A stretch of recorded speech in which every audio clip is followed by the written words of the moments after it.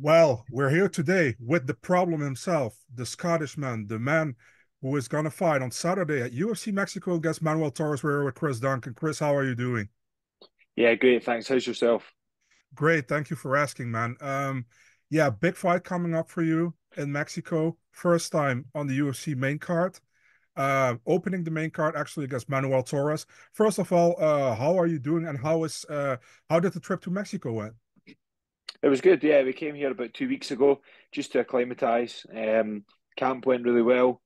Feeling good. Got my friends here with me as well to help me with the last bit of the preparation for the fight. So everything's going really well. That's great. Yeah, I actually saw you on X. You were someone was I think they said like he's so long in Mexico and this guy is so long, and you're like, no, this is not true. I'm already here in 2 weeks or already. So, what's it Yeah. been to be in Mexico to be in elevation?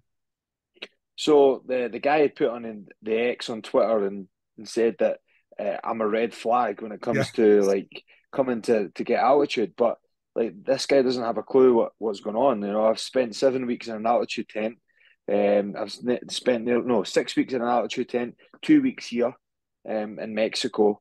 Like the altitude is the altitude, but I've done everything within my power to make sure that that's not going to be a problem. So I was a little bit pissed off when he said that it was going to be a red flag. Like I don't do guesswork. I don't fuck around. Like this is my life. So um, call me petty, but maybe it's the weight cut. But I was pissed off. yeah. Maybe I mean that. I don't think you need any more fuel, but it maybe fuels you even more, to prove these people. Absolutely. Yeah, exactly. Um, I mean, you're fighting Manuel Torres, like I said. Both of you guys are 2-0 in the UFC. Uh, what I see as a difference, like he got two finishes, you got two decisions, but he's been like in I think 16 fights, and only one of his fights went to a third round. All of his other fights went to 15. All his other 15 fights are in the first round. I think you have way more experience to fight in second and third rounds. Do you think there's an advantage for you in that, if you look at that? Yeah, I've looked at the guy's record, and my coaches have looked at the guy's record as well. Like he's not been fighting anybody decent. You know, I've been fighting in these high levels for well, I've fought in Bellator before I moved to the UFC. I fought in the Contender Series twice. You know, like I've been fighting good guys, and since I went to the UFC, obviously a little bit starstruck in my first fight, an absolute blow the guy out of the water in my second fight. So now we're just looking for this finish in the second one. I don't feel that Manuel Torres has fought anyone like myself, or he's fought anyone as good, and that's why he's been getting these finishes. The last guy fought in a Mexican show, he hit him with a standing guillotine. Like, who gets hit by a standing guillotine in the middle of the cage? Like, he's just not been fighting the cream of the crop. So I'm going to show him what the problem's all about on Saturday night. Awesome. And obviously, you think you're going to win this fight. Where does it go after this one? Because there are talks about a Manchester card in July. I don't know if that's anything set or done yet, but there are talks about it. What are your thoughts about that? And what about shouldn't UFC come back to Glasgow? You know? Oh, I wish, man. I wish. That's my dream is to fight in the Hydro. I think that would be the a lifelong dream accomplished. So I thought maybe after Paul Craig, if he won his main event card against Brendan Allen, that would have been a lot of pulling power. So I'm just gonna have to do it myself now. I'm just gonna have to get myself a main card, and then hopefully bring the UFC to Scotland. You're training out of ATT. How long have you been in ATT now? My last 4 or 5 fights have been in ATT. Wow. It's been a new lease of life for me, and it's like training with like in the ATT. There's like top five, like in the top 10. There's five people in that gym. Mhm. So like I'm training with Dustin Poirier, I'm training with Matthias Gamrot, like Grant Dawson, Haneto Moicano. I've trained with them all. Like I know these guys. I know how good I am. I know how good they are. So it's just a matter of time before I get into that top 15.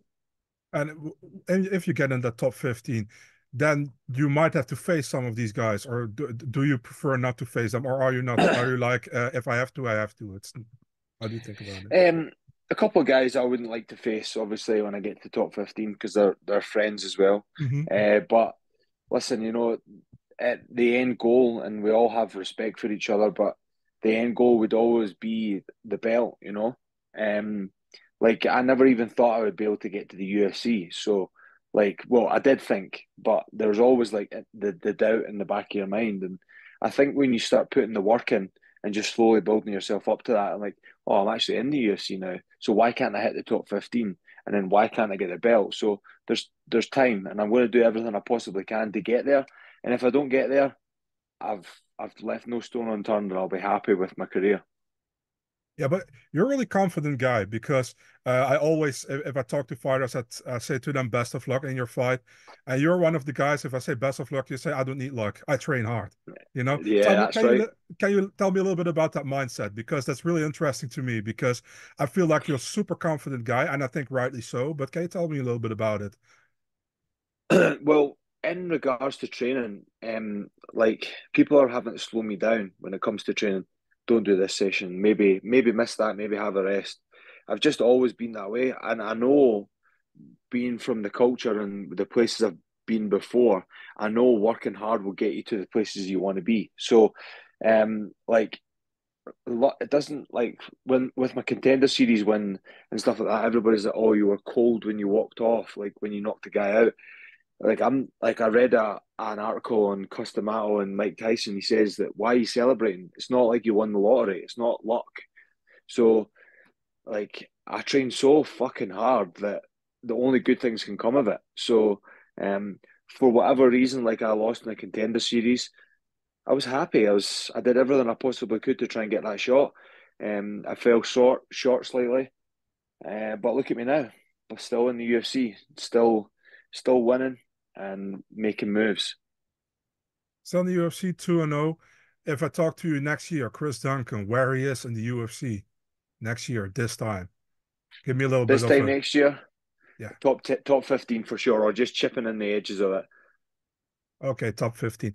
I I'll get back to that. I'm pretty sure you can make that because I think you're super talented, and I'm looking forward to your fight this Saturday against Manuel Torres.